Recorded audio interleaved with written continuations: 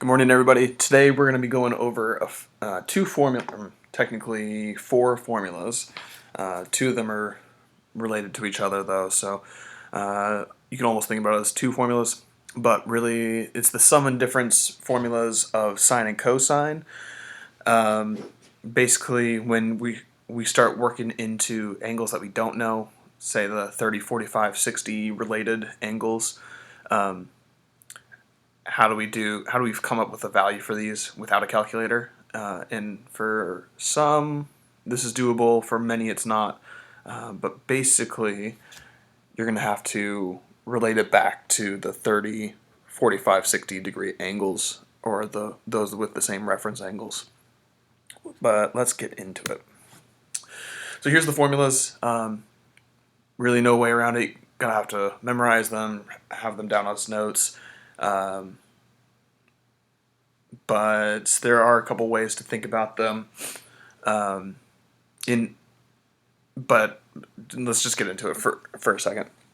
So, with the key with all of these, the hard part is figuring out what two angles you're adding together to get to the angle that you are evaluating, whether it be cosine or sine of that angle. You have to figure out if you're subtracting or adding. And then just making sure you're using the correct formula and making sure you're using it correctly. Those are the two major hiccups with these. I'd say the hardest part is when you have fractions, say with radians, and you need to come up with what numbers you're adding together or subtracting from each other to get to that number. But it's hard to really show without giving examples. So let's get into those examples. So cosine of 75 degrees. This is one that we don't know off the top of our heads, but we can figure out an exact value for it. And again, you're trying to think of a combination of two angles that add up to 75 degrees that we know sine and cosine of. So it wouldn't help if you did 15 and 60, because we don't know what sine of 15 is. We don't know what cosine of 15 is. But if you think of it as 30 and 45, we know sine and cosine of 30 and sine and cosine of 45. So I like to rewrite them as our angles that we're adding together. Nothing really happening here, just rewriting 75 as 30 plus 45.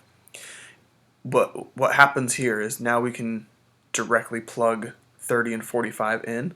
30 is going to be our alpha, 45 is our beta, and then we just have to plug 30 and 45 in for these. With cosine, cosine sticks together, sine sticks together, and we're doing the opposite of the inside operation. So we're going to take cosine 30, cosine 45, subtract, because it's the opposite, sine of 30, sine of 45. And before we get too far into it, you're going to see a ton of the same numbers happening over and over. That's mostly because we know 2, 3 angles, or the roots behind those. So you're going to see a lot of repetition from these, but you should be able to do these without that repetition as well. So it does feel repetitive, but really it's just because these are the easy ones that we know. Cosine of 30 is root 3 over 2. Cosine of 45 is root 2 over 2. Sine of 30 is 1/2. Sine of 45 is going to be root 2 over 2. And then we need to simplify.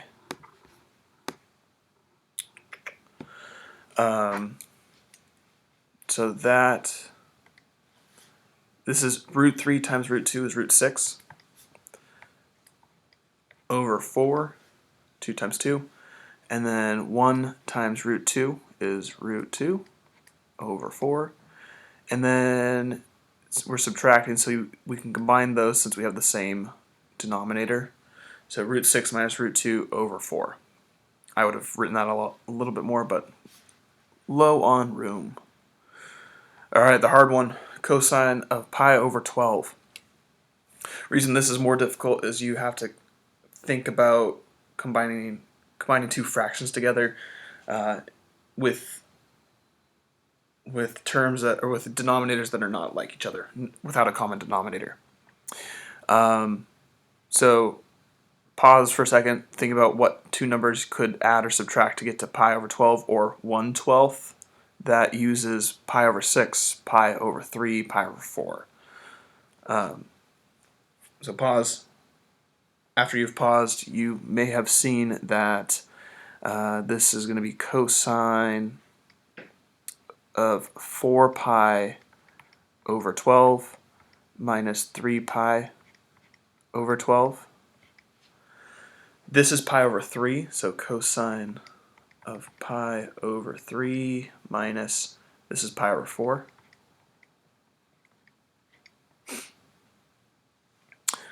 So all together, we're back to our formula. This is cosine, so cosines stick together, sines stick together, opposite sign in between. That's not a negative, that's my wonky parenthesis. So cosine pi over 3, cosine pi over 4, plus sines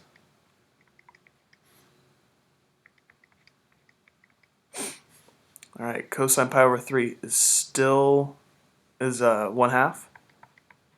Cosine pi over 4, root 2 over 2.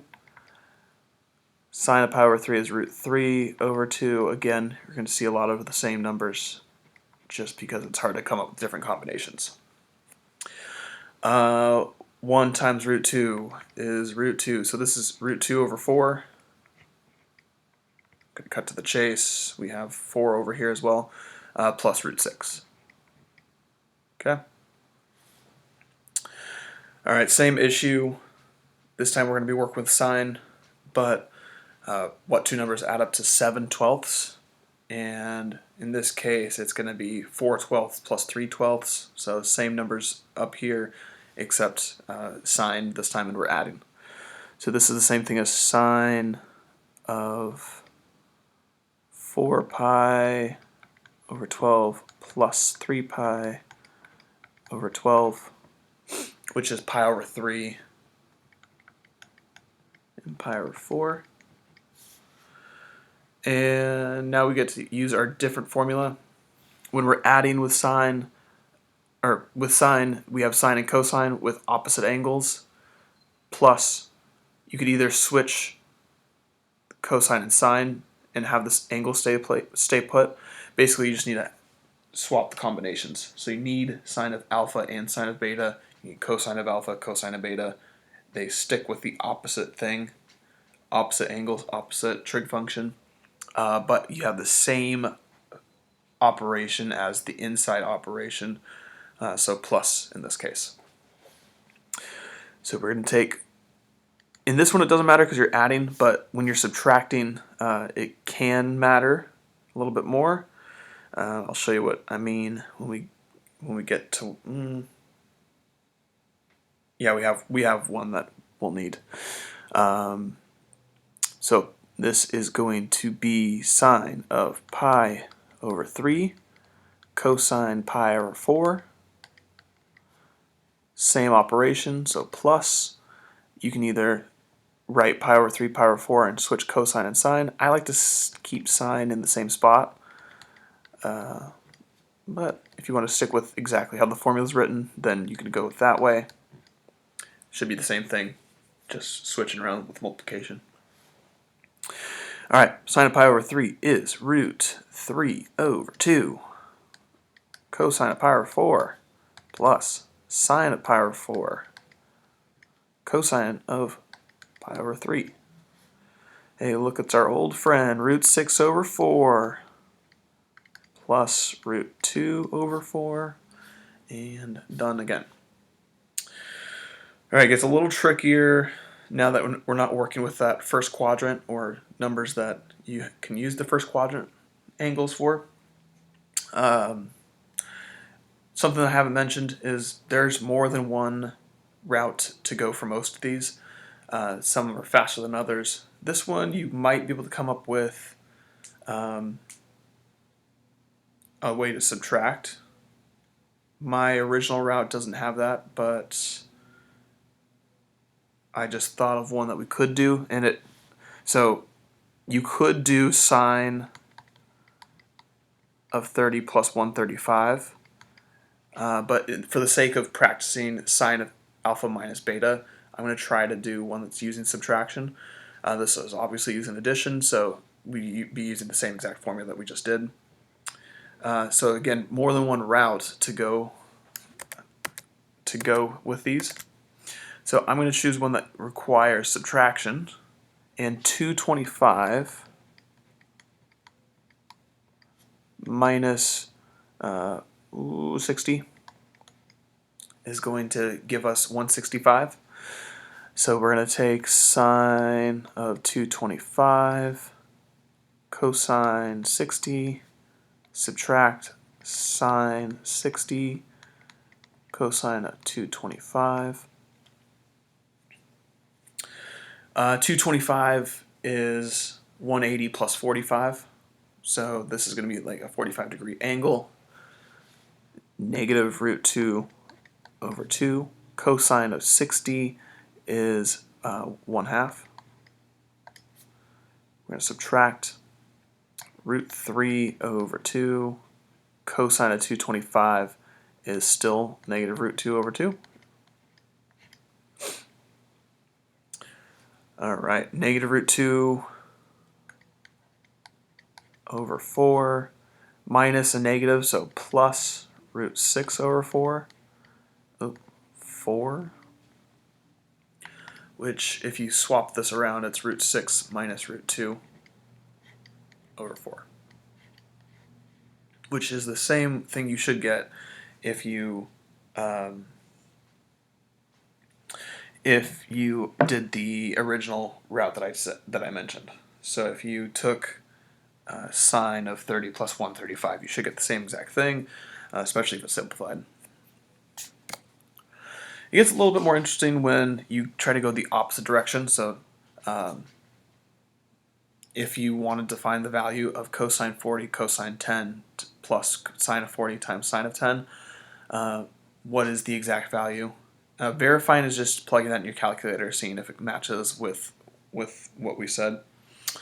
But identify which formula is being used. So I see cosines are together, so I'm going to be using either cosine plus or cosine minus. And then I need to look for which one is using plus in the middle, and it's not alpha plus beta, it's going to be alpha minus beta. Next part, identifying which one's alpha, which one's beta. This matters more for sine, for a few reasons, but it matters more with sine.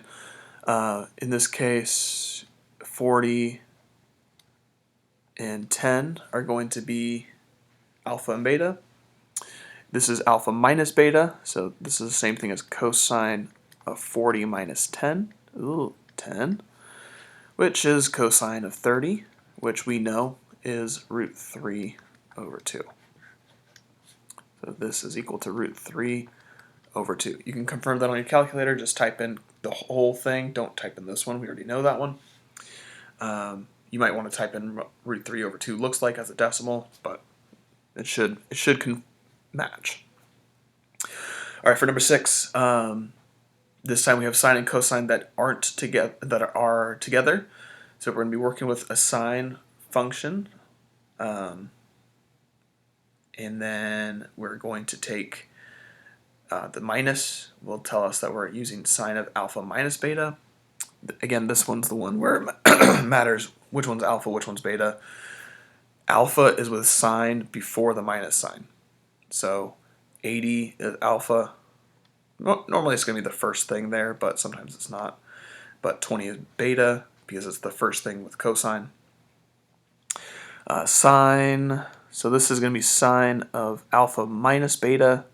or sine of 80 minus 20, which is the same thing as sine of 60, which again is going to be root 3 over 2. Okay. It gets more difficult when you're given two values within sine and of sine of alpha, sine of beta, or cosine alpha, cosine beta, or sine alpha, cosine beta, any combination like that. But the difficulty with this problem is that it only gives you 2 of the 4 values. You need to find the other 2 values to make it work. But fun little exercise. It gives you some clues as to how to find cosine with this quadrant information. So it says that sine of alpha is 4/5. Right away, I'd be able to figure out what another leg would be to find your cosine values if it was a right triangle. But in this case, we're working with an angle that is between pi over 2 and pi, so quadrant 2. So that's code for quadrant 2. Over here, we have quadrant 3 because it's between pi and 3 pi over 2. So with that information, you should be able to figure out more parts to the triangle that you're using, as well as if cosine's positive or negative. That's basically the information you're going to get. So quadrant 2 is over here. So we're going to draw our triangle like that. 4 over 5 for opposite over hypotenuse. This is alpha.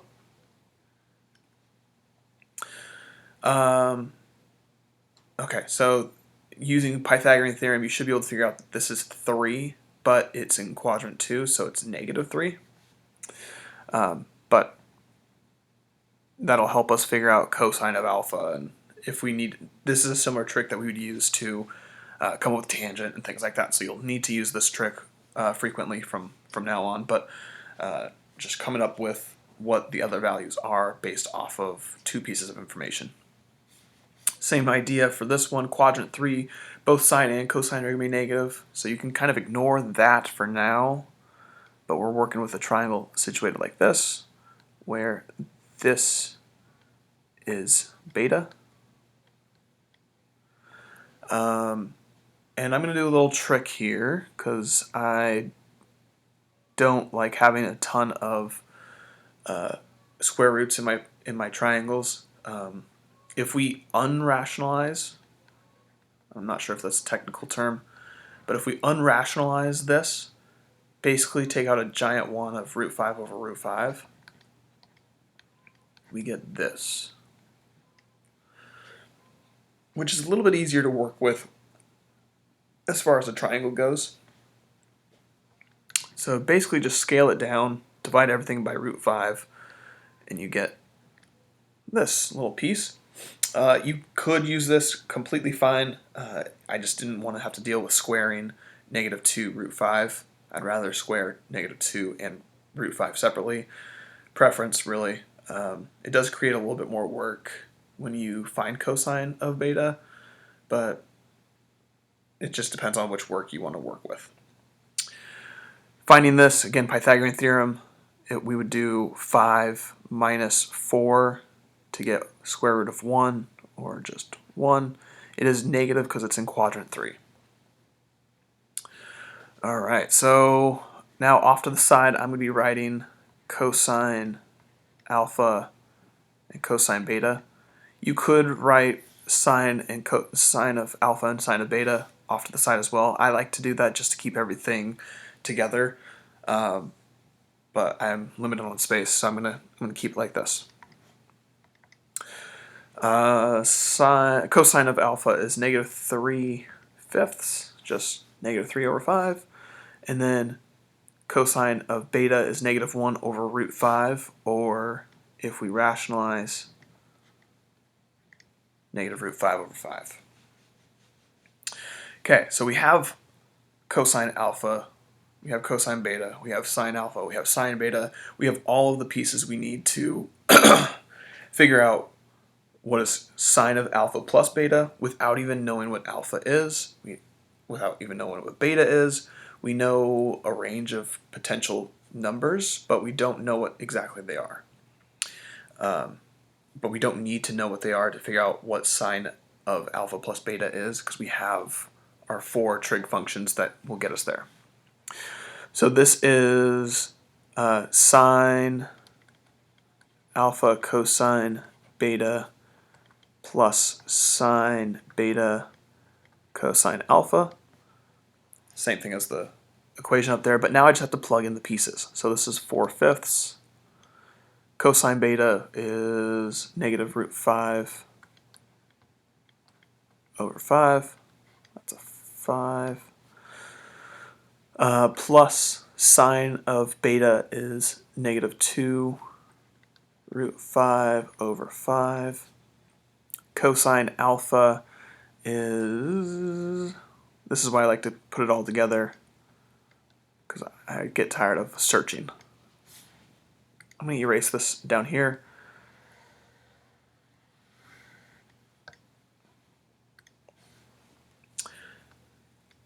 Alright, so multiplying this out, we get negative 4 root 5 over 25. And then negatives cancel, so this is going to be 6 root 5 over 25 plus. And now we can combine this. So negative 4 plus 6 is 2. So this is going to be 2 root 5 over 25. And it doesn't simplify any more than that. Okay, so using the same ideas, combining the pieces of information that we know. Cosine alpha plus beta is taking cosine alpha, cosine beta, multiplying them together. So that is negative 3 over 5 times negative root 5 over 5. Opposite operation, so minus 4/5 times negative 2 root 5 over 5. That's going to be 3 root 5 over 25 plus 8 root 5 over 25, which together is 11 root 5 over 25. And that shouldn't simplify anymore.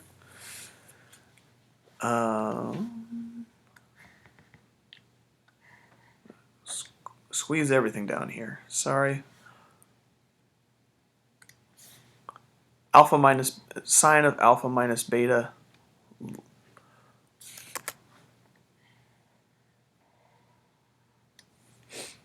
is sine of alpha 4/5 cosine of beta, which is negative root 5 over 5. Same sign.